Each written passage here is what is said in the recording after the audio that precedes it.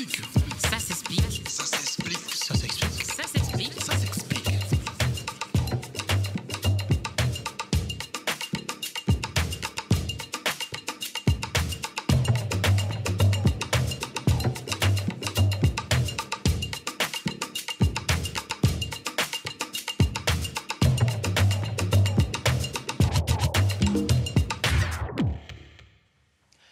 Bonjour à toutes et à tous, je suis heureux de vous retrouver sur le plateau de Ça s'explique, consacré aujourd'hui à la santé. Et à ce propos, comment va la santé, Gladys? Super, je suis l'attaque pour commencer cette émission qui va, comme tu l'as annoncé, faire un tour d'horizon de tout ce qui est fait dans le secteur de la santé depuis 3 ans. Je te sens effectivement très en forme, Gladys. Allez, on jette un œil rapide au sommaire de cette émission avant d'attaquer. Tu as parlé du tour de table et c'est avec le ministre de la Santé, le professeur Léon Nzouba, que l'on parlera de l'évolution du secteur, des succès enregistrés, mais aussi des manquements et ce qui est entrepris pour y remédier. Dans un deuxième temps, on sera davantage sur le terrain, puisque tu nous emmèneras visiter de nouvelles infrastructures. On parlera ensuite formation, transfert de compétences et de technologies avant de boucler par le système de protection sociale mis en place via la CNAMGS. Tu es d'attaque? Oui, et il le faut pour pouvoir présenter un vrai diagnostic du secteur de la santé au Gabon. Là, on peut dire que tu fais monter le thermomètre de ma curiosité. Je crois que tu as rendez-vous avec monsieur le ministre, toi. Mais avant de te laisser la parole, je reviens quelques minutes sur les grandes lignes de notre émission. Car qui dit santé dit capacité d'accueil dans les hôpitaux, nombre de médecins référencés sur notre territoire, nombre du personnel soignant partout dans le Gabon. Et c'est vrai qu'aujourd'hui, on peut dire que les chiffres sont plutôt optimistes, avec de gros efforts réalisés notamment dans le domaine des infrastructures. Allez, Gladys, tu as la parole. Merci, Kozas. Bonjour, monsieur le ministre. Bonjour, madame. On voit les constructions, les rénovations de centres médicaux et hôpitaux. Alors, comment se porte le système de santé actuel au Gabon? De mieux en mieux. Aujourd'hui, nous avons une capacité litière de l'ordre de 4 à 5 000, mais celle-ci va monter rapidement de l'ordre de 8 000 lits pour une population d'1,8 million habitants. Sur le plan ratio, cela semble tout à fait correct. Aujourd'hui, cette capacité d'accueil à Libreville est de l'ordre de 600 à 700 lits. En fait, on atteindra 1000 à 1200 lits dans les 2 années qui viennent. Cette capacité d'accueil repose sur les infrastructures qui sont en construction, en rénovation depuis 3 ans, y compris leur équipement. Ce sont essentiellement les CHU de Libreville, qui est un pôle d'excellence pour la pathologie viscérale, le CHU d'Angongé, qui est le pôle d'excellence pour la cancérologie, le CHU de Vande-Domecq, qui s'est inauguré en 2014, pôle d'excellence d'orthopédie et de la traumatologie, et enfin le pôle mère et enfant avec ce qui a la recherche. Maintenant, sur le plan personnel, nous avons environ 9 000 personnes pour la santé publique, sinon 12 000 avec le secteur privé et la santé militaire. Et dans ces 9 000 personnes, nous avons facilement 500 à 1 000 médecins. Avec les paramédicaux, cela fait le nombre exact. Et dans ces médecins, nous avons un nombre de spécialistes moindre, il faut l'avouer. C'est la raison pour laquelle un accent particulier va être mis sur la formation. Monsieur le ministre, à vous entendre parler, tout est mis en œuvre pour améliorer les choses. Toutefois, ce n'est pas ce que pensent tous les Gabonais. Je vous invite d'ailleurs à écouter certains d'entre eux. C'est parti. Bonjour, ma mère est à Mouila, je dois la faire venir à Libreville pour un bon diagnostic. Parce que là, il est impossible de lui établir cela. Est-ce que l'intérieur du pays passe après Libreville? Alors, monsieur le ministre, voilà une question qui renvoie directement à l'évolution de la carte de l'équipement de santé, c'est-à-dire, en gros, où on peut se soigner. Dans quelle infrastructure et dans quelles conditions? La carte sanitaire, elle repose sur les 5 paliers. Et aucune province, aucune ville n'est oubliée. Dans le village, il y a le dispensaire. Et dans la ville, il y a le centre médical. Dans la province, il y a l'hôpital régional, avec tous les éléments diagnostiques. Et aujourd'hui, le chef de l'État encourage la médecine de proximité, la médecine par réseau. C'est la raison pour laquelle nous avons commencé à distribuer, si vous voulez, à équiper nos structures d'ambulances, pouvant évacuer les malades du dispensaire au centre médical et au centre régional. Mon neveu était très souffrant, que nous avons fait le tour des hôpitaux pour lui trouver un lit. Mais finalement, nous avons trouvé un lit dans une clinique privée de la place, à quoi nous sert le secteur public. Alors, monsieur le ministre, on comprend que le secteur public se met à des normes internationales. Alors pourquoi envoyer les gens vers le privé? La déontologie médicale exige que tout médecin exerce le métier qu'il a choisi volontairement, là où il veut et quand il veut. Il s'avère qu'aujourd'hui, certains collègues, certains confrères ont des comportements un peu désarrois, ont des comportements un peu répressifs, qui fait qu'il y a un détournement de patients. Et c'est très malheureux à constater. Alors que nous avons prêté serment pour le serment d'Hippocrate, pour soigner le patient là où il est, avec les moyens qu'il a. Par ailleurs, aujourd'hui, le Gabon a l'assurance universelle maladie, la CNAMGS, la Caisse nationale d'assurance maladie pour la garantie sociale, qui est très intéressante. Tout Gabonais qui s'enrôle, qui s'enrôle dans cette assurance maladie, bénéficie de soins adéquats, quel que soit là où il est. Donc, les collègues devraient s'appuyer là-dessus pour offrir les soins à nos compatriotes dans les structures publiques qui sont très très bien équipées. Mais malheureusement, certains d'entre eux détournent les malades, les amenant dans les structures privées, ce qui n'est pas normal. Qu'est-ce qu'il faut faire comme solution? Le gouvernement a pris les dispositions nécessaires. Lesquelles? 1, en autorisant, en encourageant le chef de l'État que les médecins pratiquent du privé à un certain pourcentage en secteur public. Le gouvernement a autorisé que les médecins, non seulement les médecins, mais les paramédicaux, le professionnel de la santé, bénéficient d'une prime d'encouragement dans ces structures. Deuxième élément d'encouragement. Nous ne comprenons pas qu'aujourd'hui, que les collègues prennent des risques à mener ces patients à des structures moins équipées pour, je peux vous l'avouer, moins gagner. Quand nous allons à l'hôpital pour se faire traiter, parfois on nous répond qu'il n'y a pas de spécialiste. Pourquoi? En clair, monsieur le ministre, combien de médecins pour soigner les Gabonais aujourd'hui? Combien demain? Et aussi, sait-on à estimer nos besoins en personnel médical pour 2014, 2015? Pourquoi pas 2020? En plus, vous êtes praticien. Votre avis, monsieur le ministre? Il faut d'abord dire que depuis plusieurs années, le ministère de la Santé publique n'était pas impliqué dans la formation du personnel médical, peut-être sur le paramédical. Mais le chef de l'État a instruit le ministère de l'Enseignement supérieur de la Santé de travailler en symbiose pour la formation du personnel médical, spécialisé ou pas.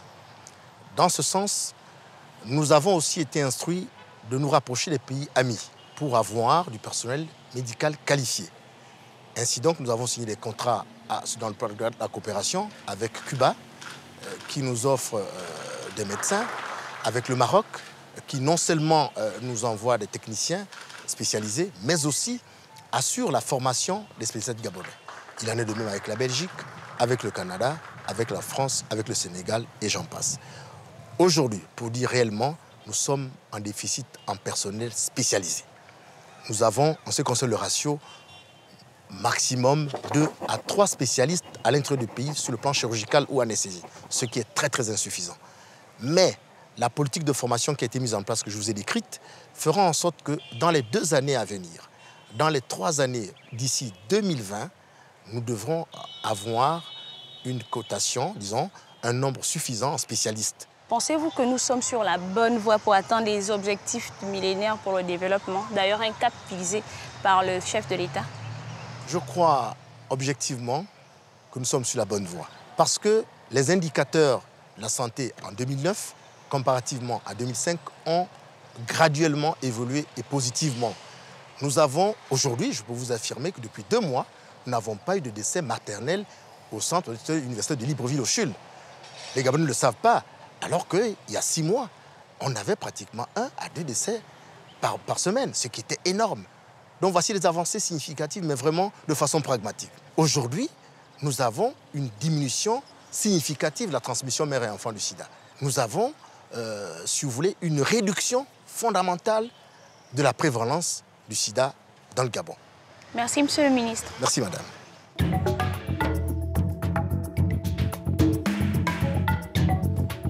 Tu as pu voir, Cosas, donc, que de gros efforts sont faits partout dans notre pays pour construire un système de santé performant et durable aussi.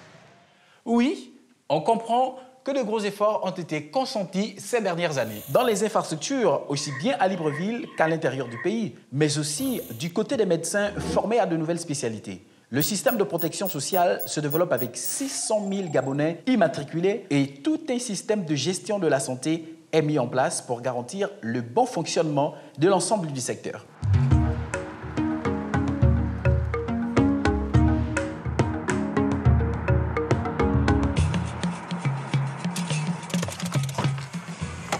Veux-tu un exemple concret pour illustrer tout ça? Ça te démange de pister, n'est-ce pas?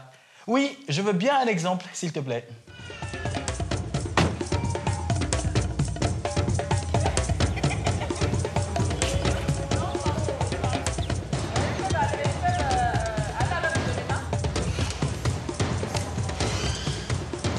Le CHUL a subi plusieurs transformations.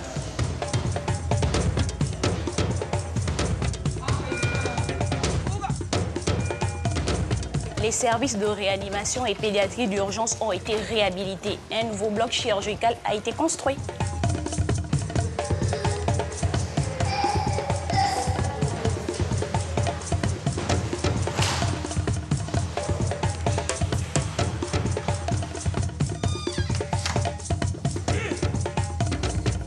De quoi redonner confiance aux malades.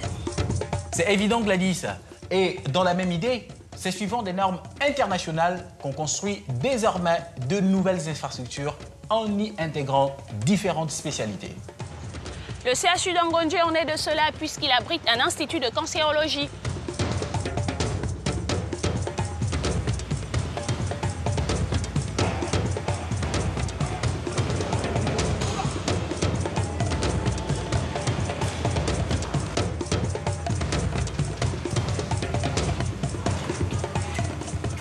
Bonjour professeur.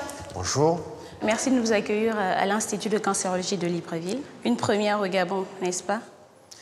Oui, l'Institut de cancérologie est une structure hospitalière qui est composée de plusieurs services. Service d'oncologie médicale pour le traitement des malades du cancer par chimiothérapie, un service de radiothérapie pour le traitement par des rayonnements ionisants, un service de médecine nucléaire pour le diagnostic et certains traitements, et surtout un laboratoire d'histopathologie et de biologie de tumeurs pour le diagnostic histologique des cancers. Donc ces différents services sont complémentaires et fonctionnent ensemble. Un institut de ce genre, est-ce qu'on dispose des médecins qualifiés pour traiter les différents types de cancers? Les travaux sont allés beaucoup plus vite que prévu. Pour former un médecin, il faut plusieurs années. Donc au jour d'aujourd'hui, il y a beaucoup de médecins qui sont en formation. Mais comme les travaux sont achevés beaucoup plus vite que prévu, il fallait que l'on trouve une solution pour permettre à l'Institut de fonctionner convenablement. Donc pour cela, on a eu recours à un recrutement de ressources humaines étrangers pour nous permettre de fonctionner en attendant.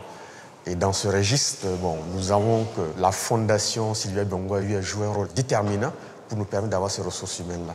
Ainsi, nous avons pu avoir des médecins radiothérapeutes et des physiciens médicaux qui nous manquaient pour ouvrir le service de radiothérapie. Cela me rappelle ce que le ministre nous a expliqué tout à l'heure. Tout à fait, Gladys. Alors, professeur, le cancer est-il si présent au Gabon?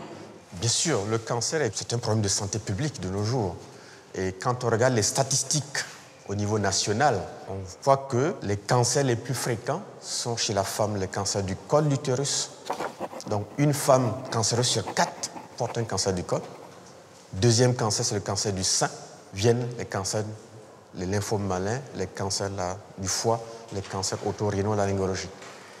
Et chez l'homme, le premier cancer, c'est le cancer de la prostate, suivi des cancers du foie, les cancers des lymphomes ganglions, les lymphomes malins non-hodgkiniens, etc. Donc c'est un problème majeur que nous sommes obligés de tenir compte. Donc à titre d'exemple, pour vous donner un petit peu une importance de cette maladie, depuis le début de l'année, nous avons reçu 395 nouveaux cas de cancer à l'Institut, entre le 1er janvier 2013 à ce jour. 395. Et 320 malades ont été hospitalisés ici. Alors, professeur, une technologie de ce genre, ça doit coûter cher. Est-ce que tout le monde peut vraiment venir se faire soigner ici? Bon, bien sûr, c'est une structure hospitalière publique, un service public, et à ce titre, tout le monde peut venir se faire soigner. Bon, bien entendu, il y a les assurances qui sont là, notamment la CNAMJS, qui permet de prendre en charge ces malades à hauteur de plus de 80%. Donc c'est un service qui est ouvert à tout le monde, il n'y a pas de restriction à ce niveau. Merci, professeur. Je vous en prie. Pour faire fonctionner un institut de cette qualité, ce sont de véritables spécialistes dont on a besoin. Voilà pourquoi l'Institut de cancérologie de Libreville a déjà accueilli 30 étudiants en médecine et des résidents en spécialité. De cette façon, ils participent à la formation de ces futurs médecins qui exerceront dans ces murs. C'est donc pour cela que la Fondation Sylvia Bongo Ondimba a signé un partenariat avec la fondation de la première dame du Maroc, Lala Salma. des médecins et des ingénieurs marocains viennent au Gabon pour former à la maîtrise des plateaux techniques. Comme ça, on sort de la faculté de médecine en ayant déjà une expérience de terrain dans son bagage. Parfaitement. Côté formation, l'école d'application de santé militaire du Gabon fait également un grand travail, puisque en plus de former les médecins de l'hôpital militaire, elle forme ceux de nombreux autres pays africains, comme le Bénin, le Togo, la Guinée-Conakry, Madagascar ou encore le Mali. Et à titre de rappel, Gladys, l'hôpital militaire où tu étais tout à l'heure ne soigne pas que des militaires. 85% de ses patients sont des civils. Dis donc, Ozas, nos amis doivent sûrement penser que ça doit coûter les yeux de la tête, tout ça. Mais non, je te rassure, parce qu'aujourd'hui, il existe un système de protection sociale qui s'appelle CNAMGS. Laisse-moi t'expliquer comment ça fonctionne. C'est tout simple. Le malade se rend dans une structure de santé pour consulter. Une consultation qu'il paye en totalité s'il n'est pas assuré. Dès lors qu'il présente sa carte CNAMGS, le malade dépense moins puisqu'il bénéficie d'une prise en charge allant de 50 à 100%. Je suis un peu sceptique, hein, Kozas. C'est pas ce que j'entends, hein. Écoute plutôt ça. Pourquoi certaines maladies comme la drépanocytose ne sont pas prises en compte par la CNAMGS vu le traitement onéreux que ça génère? Mon papa habite Bakoumba et c'est comme si on n'avait jamais entendu parler de la CNAMGS à Bakoumba. Qu'en est-il exactement? Professeur Boursou, bonjour. Merci de nous recevoir dans vos lieux. Alors, quelques éléments de réponse pour ces deux questions que l'on vient d'entendre, s'il vous plaît. C'est une affection qui peut bénéficier d'une ADL, c'est-à-dire affection longue durée, à la demande du patient. Sur un document signé du médecin, le patient sera pris en charge à 90%. Donc la drépanocytose est effectivement prise en charge par la CNAMGS. Concernant les habitants de Bakoumba, nous avons sillonné tout le Gabon, nous avons visité tous les coins, y compris à Bakoumba, et les habitants de Bakoumba, je suis persuadé, sont assurés à la CNAMGS. Par contre, il se pourrait plutôt qu'il n'y ait pas de structure de soins adaptée à Bakoumba, ce qui pourrait faire penser que la CNAMGS n'existe pas. La CNAMGS est le payeur, par contre, les structures de soins, ce sont elles qui offrent les soins. Merci, professeur, pour ces réponses. Je vous laisse donc en compagnie de Gladys. Bonjour, professeur Boussou. Bonjour, Gladys. Alors, professeur, 6 ans après sa création, est-ce que la CNAMGS a remporté son pari de mettre en place au Gabon la santé pour tous? En grande partie, puisque nous avons déjà pris en charge 2 des 3 fonds, à savoir le fonds des économiquement faibles, le fonds du secteur public, et nous allons prendre en charge à partir du 1er janvier, nous l'espérons tous, suite au transfert des compétences entre la CNSS et la CNAMGS, le premier fonds qui est celui du secteur privé. Et nous aurons, pour ainsi dire, bouclé la boucle en dehors de certains secteurs comme les travailleurs indépendants, comme l'assurance individuelle. Concrètement, comment le système fonctionne? Qui paie et à quelle hauteur? L'assurance maladie paie. Nous payons les soins et ces soins sont bien sûr offerts par les structures de soins, par les prestataires. Ça veut dire que lorsque vous allez voir un médecin dans le secteur public, la consultation conventionnée est de 10 000 francs chez le spécialiste. Et la CNAMGS paie 80% et le patient 20%. Mais si vous allez voir ce médecin dans le secteur privé, nous ne prenons en charge que 80% du tarif conventionné, à savoir 8 000 francs CFA que nous payons déjà dans le secteur public. Vous payez la différence qui est de 12 000 francs. En ce qui concerne les médicaments, par contre, c'est différent. Que vous soyez dans les structures privées ou les structures publiques, le médicament est pris en charge à soit 100%, soit 80%, soit 50%. Nous avons une liste de médicaments qui a été arrêtée d'un commun accord avec les praticiens. Et sur la base de cette liste, les patients sont bien sûr servis. Et comme je disais, soit ils ne payent rien, c'est-à-dire ils sont pris en charge à 100%, en particulier chez la femme enceinte, 80% ou 50%. Comment évaluez-vous le chemin qui reste à faire pour parfaire ce qui a été mis en place? On n'ignore pas que certains praticiens restent réfractaires et que les employeurs ne s'acquittent pas de leurs cotisations. Nous n'avons pour l'instant qu'un seul employeur, c'est-à-dire l'État. Et à partir du 1er janvier, nous l'espérons que nous aurons enfin le secteur privé. Nous avons pris attache avec les centrales syndicales, avec les employeurs. Les employeurs feront comme le principal employeur qui est l'État. Ils cotiseront en concurrence de 4,1. Et le travailleur du secteur privé cotisera enfin pour 2,5. Mais il faut dire que le taux qui est proposé au Gabon par le législateur est quand même inférieur par rapport au taux prélevé dans certains pays, tels que le Mali, où le travailleur paie plus de 3%, alors qu'au Gabon, le travailleur ne paie que 2,5%. Alors, le chemin à parcourir reste toujours la sensibilisation, parce que l'expérience sur le terrain nous prouve que certains praticiens sont réfractaires, surtout dans le secteur public, à prendre en charge correctement le patient, à prescrire dans la limite de la liste de médicaments que nous avons d'un commun accord approuvé avec les praticiens. Il faut encore dire que le Gabon est l'un des rares pays qui soit lancé dans l'assurance maladie au sud du Sahara. Donc c'est une expérience extraordinaire, non pas sans risque. Comme vous le savez, dans certains pays, l'assurance maladie est un régime qui est déficitaire parce que c'est un régime qui gère un risque fondamental qu'est la maladie.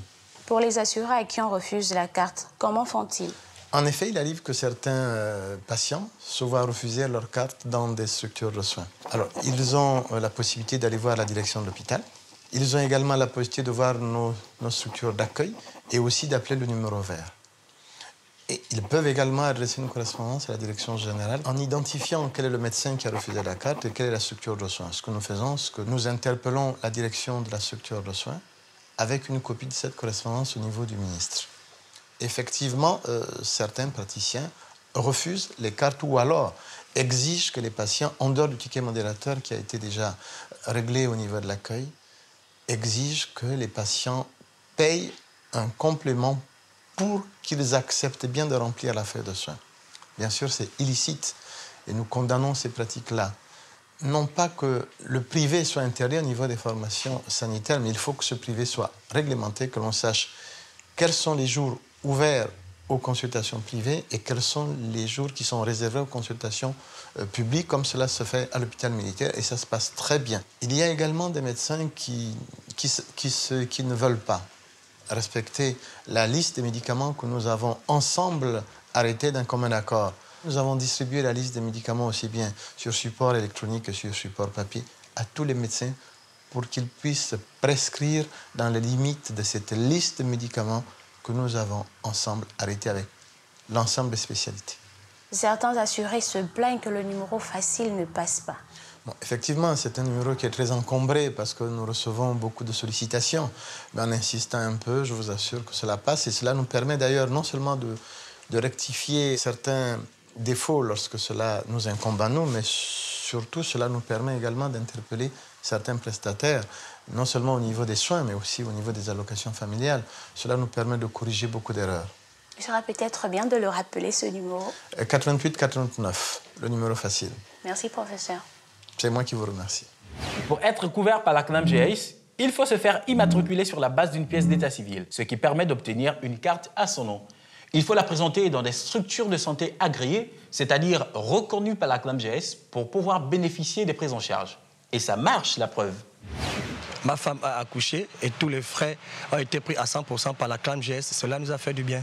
Mon bébé s'est fait évacuer par la CNAM-GS vers le Maroc et nous n'avons rien dépensé. Vous l'avez donc compris, chers amis, avoir le réflexe CNAM-GS, c'est la garantie d'avoir accès aux soins à coût réduit. C'est encore mieux de prévenir que de guérir. Tu ne crois pas, mon Cosas? On est d'accord, Gladys. Parce que soigner coûte cher à tout le monde. L'État a investi dans la prévention en organisant des campagnes de vaccination gratuite des enfants contre la rougeole et la poliomyélite. Et il n'y a pas que l'État qui joue la carte de la prévention, Gladys. Les fondations aussi jouent un rôle important dans ce domaine. La fondation Amissa Bongo sensibilise actuellement sur le diabète à travers une grande campagne d'information, invitant les Gabonais à se faire dépister. La fondation Sylvia Bongo Ondimba œuvre pour que le VIH-Sida ne devienne pas une fatalité dans notre pays. L'information et la sensibilisation, deux autres outils pour faire reculer la maladie chez nous. En résumé, Gladys, tous les moyens sont déployés par le gouvernement pour que nous puissions nous soigner efficacement partout dans le Gabon. Construction de nouveaux hôpitaux et instituts spécialisés à Libreville, mais aussi déploiement de centres de santé partout dans les 9 provinces du pays, même dans les endroits les plus reculés de notre territoire. Formation de médecins grâce à la signature de partenariats à l'international, formation théorique et pratique en continu, et bien sûr, la mise en place d'un système de protection sociale pour garantir la santé pour tous. Ouf! Quel marathon, chère pisteuse! Je ne te le fais pas dire, Cosas. Allons courir, ça va recharger tes batteries, Gladys. Laisse-moi rire. Je suis sûre que tu ne tiendras même pas le premier kilomètre. C'est ce qu'on va voir. Je prépare le marathon de Libreville, tu sais. Mais en attendant novembre, chers téléspectateurs, nous vous disons merci d'avoir été avec nous pour ce Ça s'explique consacré à la santé. Une bonne suite de nos programmes et à très bientôt pour un nouveau Ça s'explique. Allez, hop!